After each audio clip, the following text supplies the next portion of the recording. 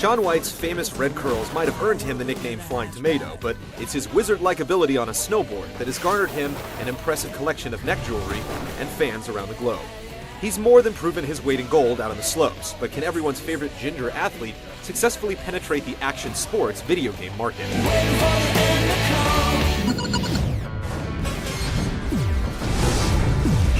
Nice. I'm impressed. You begin your career at the bottom of the ladder as a promising up-and-coming ripper.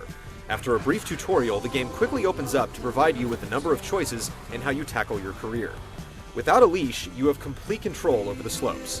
When you take on events, or where on the mountain you'll begin your ride, is entirely up to you. It strikes a great balance between exploration and motivation. The main goal is to collect 48 large coins throughout each of the 4 enormous mountain ranges.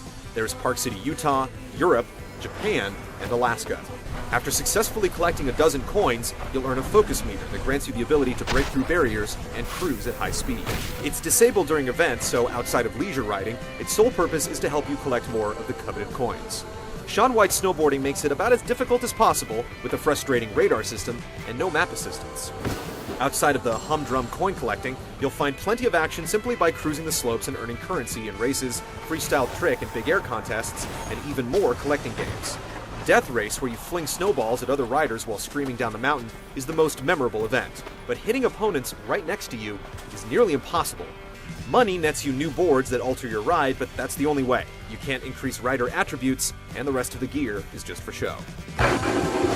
Shaun White is really big on community features. Capturing your runs and uploading them to PSN or Xbox Live is a great way to share your lines or find some new ones.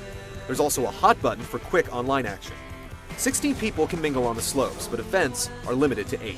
The simultaneous multiplayer events are fast-paced and a blast to play, but you'll have to wait your turn in the individual events. We faced some lag while watching others, but while playing it ran smoothly.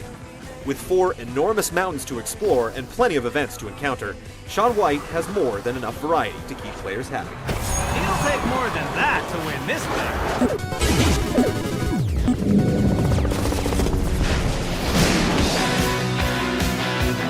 It took us a while to train our brain to use the trigger for jumping, since that function is so typically mapped to the A or X buttons. Once the training wheels came off, we learned to appreciate the simple control scheme that completely ignores all the face buttons. Shaun White is much more skate than Tony Hawk. Flips and grabs are performed by holding any of the 8 directions on the analog stick. The problem is, that's all you get. Compared to games like SSX, the list of tricks available is lacking. Double backflips, rodeos, and 1080s are about as extreme as it gets. It's much more grounded in reality, which is fine, but there are 13-year-olds out there with bigger repertoires. Carving down the steep slopes feels great. Icy patches hamper your steering abilities, but generate speed, whereas the deeper powder slows you down, but allows you to turn sharply.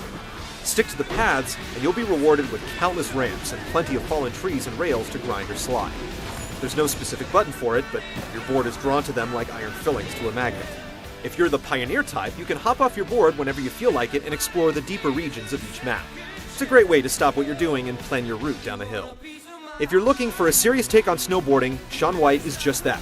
The trick list is small, but it does a great job of replicating the feeling of riding, and it makes you appreciate the difficulty of the sport.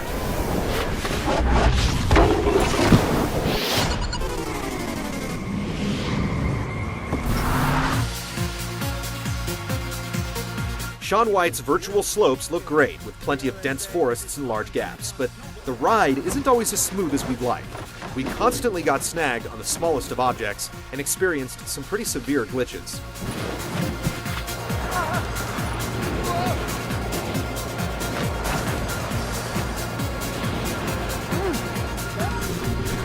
We were also disappointed that weather never comes into play.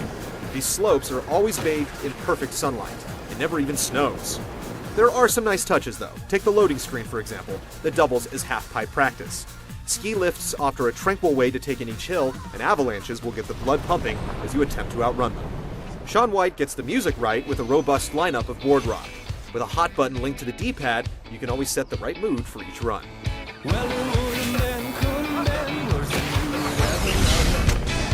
Shaun White Snowboarding could definitely benefit from some more polish, and it's fairly derivative, but its open-ended design and subdued trick system capture the feel of the real sport.